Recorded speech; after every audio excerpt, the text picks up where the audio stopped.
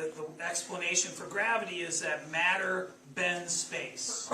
And so you put mass in a place in space, it warps space-time, and objects are not feeling a force of gravity, they're just following the natural curvature.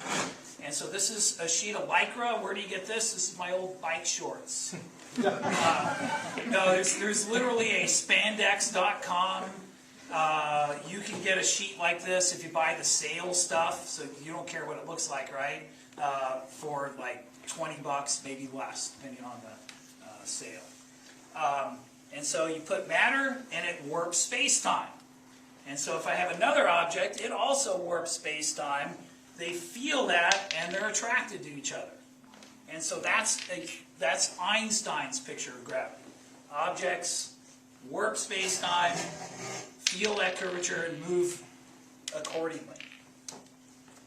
And if you have more mass, you're right there on that. Oh. If you have more mass, it's going to bend space-time more. And so if you have objects there, they are going to respond to that, right? And so you put something there, now it's attracted. Now, in reality, that big mass would feel the warping of space-time by the marble too, right? It would move a little bit, but we usually ignore that. You know, the Earth makes the sun move a little bit, but it's so small you can ignore it. The moon makes the Earth kind of wobble around a point 3/4 of the way from the center of the Earth. We usually don't account for that when we're looking at satellite motion. Well, instead of just letting go of one, what if I give it a sideways push? Now it orbits. Now it's losing energy, which wouldn't happen in the solar system, right? Not noticeably. There's some perturbations from other planets and things, but this one does lose energy and spirals in. If I don't push it as hard, it will do an ellipse for a while anyway. And some more here. So one of the things I thought of to do with this is when you study the solar system, all the planets are going around the sun the same way. Why is that? Did God decide that he only liked clockwise, or depends on whether he's above or below the solar system, right? Why is everything going in the same direction? Well, the answer is it wasn't. Different directions. But there was a preferred direction. The disk it formed from had a slight preference one way versus another, and things going the opposite way got eliminated, and when it's all said and done, everything's going the same way. That works 90% of the time. Is it like a toilet flushing? Southern Hemisphere? Wow, can you do that again? And so, it won't work then. And so I have slightly more in one hand than another, but I don't consciously do that. And you want to give them so they spread out a little when you throw it. It's because they're colliding with each other that you... The ones going the wrong way get eliminated, right? Now there also would have been, this is where this analogy breaks down. There's, another dimension, right? But those things that were out of the plane also, that weren't near the preferred plane, also got eliminated. And so that's kind of cool. Now my students use a PHET simulation called My Solar System. And so they've seen all this on the computer, and when we do this during our special relativity unit, they're like, hey, it's just like the computer. That's kind of cool that a stretched sheet of Lycra models things, it's not just like it, but similar to the computer. Now, some things we discovered using this, also had some larger marbles, might as well put them out, but they bend space-time too, right? And so maybe, you can get one thing to orbit another. I think I can do a little better. There we go. Oh my God. So the Earth-Moon system, maybe? And so you can see that this seam, you can't buy Lycra this big.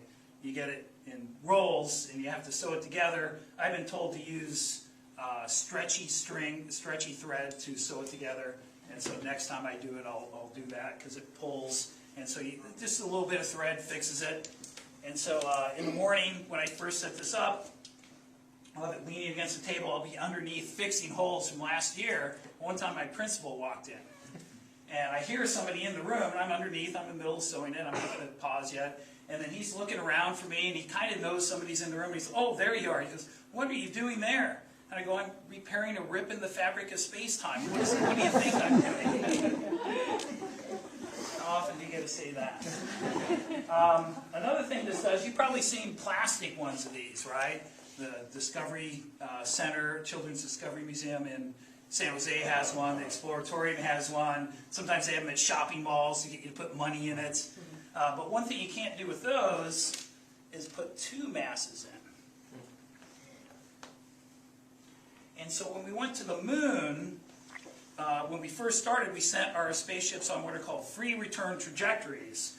So they would go to the moon. This is hard to get to happen. And they would come back in like a figure eight. And so that lets you show, now of course the moon's a lot smaller, but if you look at the plots of the free return trajectory back from the Apollo program, you'll see it has a figure eight sort of shape. And so this takes a little bit of practice to be able to do the figure eight. These clamps around here, you can adjust it to make it tighter if it's not working. So Steve and I, when we set this up in the morning, we played around with it, and actually I think it was working better than it usually is. And so not easy to do. And so I go through that. One year a kid who read some stuff about the dark energy. We have our dark energy pole. It's over there. I happen to have an extra pole. I guess any of these would work. And so I'm just thinking, oh, dark energy, what is that? That makes everything come apart, right? And so dark energy would be that. And so stuff goes apart rather than toward it. So you can work in dark energy anytime, right? And so I go through that spiel. Maybe it takes me 10, 15 minutes talking with the kids, you know, just stuff they're not familiar with. And then I just let them play. And so that's where we discovered the Earth-Moon thing. Is I just let them play, and they're like, "Mr. Burns, come over here and look." And they were all excited because they discovered that. I said, "Oh yeah, it's got it." Wow, so wow. And so there's, you know, then I throw out a few other things so they can try just collected stuff over time. And put out all the marbles. So if you want to try it out, but we probably want to get back to electricity and magnetism. But we want to play, Mr. Burns. And so I'd say the whole thing, if you bought all the parts and everything, it's about $100. But one of my favorite days, so you're going to do it Monday, right, Steve? You didn't Yeah. get to it. But just, you do it once and you'll be hooked. And it will take a little bit of fooling to put it together, but I'll post the plans, and it's not a whole lot of work for. So this is a take-apartable thing, right? It comes apart, all the PVC pipe, wrap it with a bungee cord, stuff the Lycra in that box, and I can carry the whole thing myself. This is about the right size. You can get your whole class around it pretty much. Smaller. One problem is reaching. So some of you, I think, would have trouble with that, so you get a student to do it right. One thing you got to watch, though, is some students will think to go underneath to push up, and then while they're underneath, somebody decides to put the big mass down, and, you know, they get their space-time warped. And so you just tell them you can't go under. We will get things ourselves. We don't need to do that. Even Einstein has rules. Yep. And so, is general relativity in the state standards? No. Probably the crowning achievement of science, not in the state standards. Can you fit it in after the STAR test? You bet. You can find some videos. I show them a thing on gravity waves, and then we do this, and that's, you know, a day, almost a day on general relativity. But since I don't understand it myself, that's plenty. So let's go back into the room.